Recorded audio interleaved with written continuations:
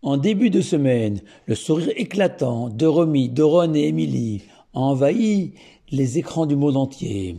Otages pendant 471 jours du Hamas, ces trois jeunes femmes venaient d'être délivrées de l'enfer. Notre paracha de Vaïra aussi. Le Tout-Puissant annonce et promet la délivrance et la libération prochaine des enfants d'Israël, esclaves en Égypte et retenus contre leur gré par Pharaon. Et Dieu va marteler ce message de liberté en utilisant quatre termes, quatre verbes différents.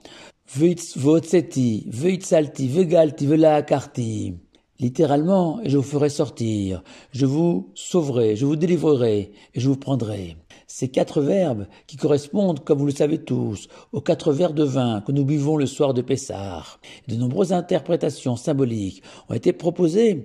pour expliquer le sens de ces quatre langages de délivrance. Et puisque ce vendredi 24 Tevet correspond au 99e anniversaire du décès du Shem Ishmuel, Rabbi Shmuel Bornstein, guide de la cour chassidique de Sorotchov, petite ville située au cœur de la Pologne, nous suivrons son éclairage, comme toujours marqué par son génie, mêlant la chassidou de son grand-père, le rabbi de Kotsk, et la compréhension traditionnelle de la Torah de son père, le Avnei Nezer, auteur d'ouvrages majeurs dans le domaine de la halacha, la loi juive. Et le Shem Ishmuel débute son explication en rappelant que la délivrance des enfants d'Israël de l'exil égyptien concentre en elle toutes les futures délivrances des quatre exils qui jalonneront l'histoire des enfants d'Israël jusqu'à leur délivrance finale avec le Messie, et que ces quatre langages employés par l'Éternel correspondent à ces quatre futurs exils, leur caractère particulier, leurs difficultés spécifiques que nos ancêtres en Égypte ont connues, affrontées puis vaincues, pour indiquer et ouvrir la voie de la libération à leurs descendants de leur futur exil, puisque l'exil d'Égypte est l'addition de tous les quatre exils qui ont suivi, comme nous allons le détailler en suivant la loi de Sorotchov avec une certaine liberté personnelle. Le premier des quatre exils affrontés par les enfants d'Israël a été la Babylonie, qui a détruit le premier temple et déporté les Juifs dans leur pays, Babel. Ce pays, comme son nom l'indique, Babel, signifiant un mélange, celui du bien et du mal, où la mégalomanie du despote Nabuchodonosor l'a incité à faire sculpter une immense statue à son effigie, mais en fixant à son sommet le diadème, le tzitz du Kohen Gadol, du grand prêtre, et en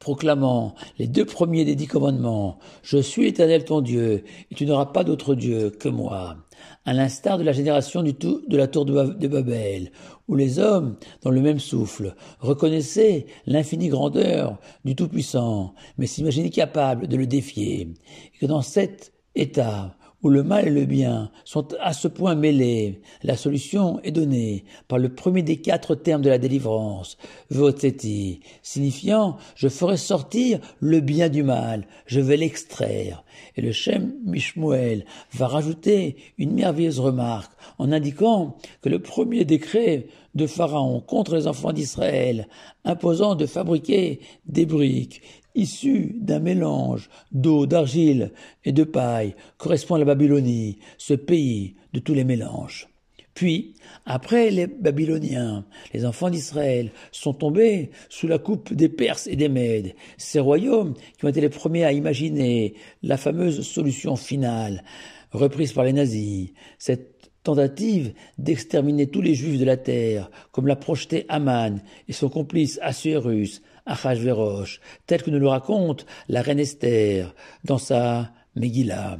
et que face à cette menace, l'Éternel va employer le terme de Veitzalti, je vous sauverai physiquement. Et ce n'est pas un hasard si partout dans le monde, dans toutes les communautés juives, des organisations de premiers secours sont toutes baptisées Hatzala, décrivant un secours physique apporté à la personne en détresse. Et le Shem Ishmuel rajoute que cela correspond au deuxième décret pris par Pharaon, et tous les petits bébés mâles devront être jetés dans le Nil. Le troisième exil est celui qui nous a imposé les Grecs sur notre propre terre en Israël, en l'inondant de sa civilisation, de ses idées, de sa culture, où peu à peu, les grandes universités ont remplacé les yeshivot, ces hauts lieux d'études de la Torah. Les gymnases, lieux de culte du corps, se sont substitués aux synagogues, lieux du culte du Tout-Puissant, où aussi les dieux grecs ont envahi le temple de Jérusalem et ont rendu obscure la vie des Juifs et en éteignant la menorah. Et face à cet exil,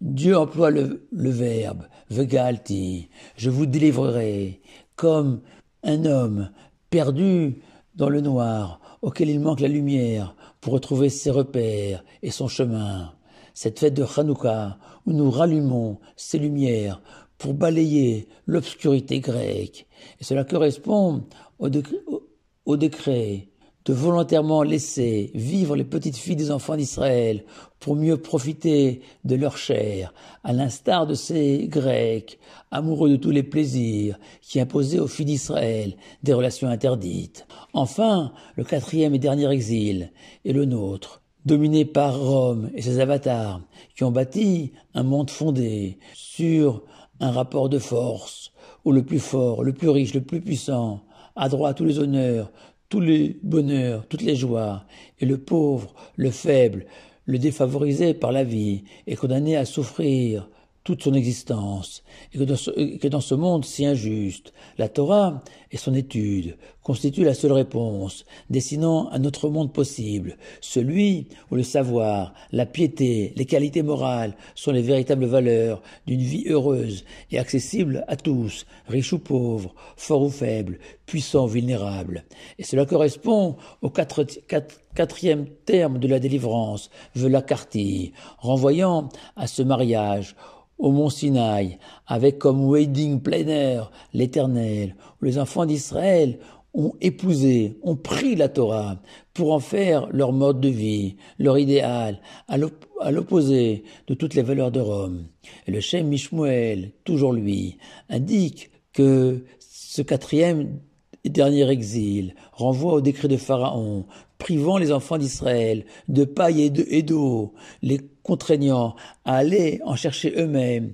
et les obligeant surtout à renoncer au respect du Shabbat, ce jour de mariage entre Israël, Dieu et la Torah. Pour conclure, Romy, l'une des otages libérées, a raconté que de temps en temps, elle avait accès à la télévision en captivité, où elle voyait tous les efforts déployés par tous pour les libérer. Et Romy tenait à dire merci pour toutes les prières et cette force qui nous ont accompagnés tout au long de ce calvaire, qui nous ont aidés à croire que ce cauchemar finirait par prendre fin. Et si la délivrance finale venait-elle, elle aussi, par le fruit de toutes nos prières. Amen. Kenny Ratson. Shabbat Shalom à vous tous.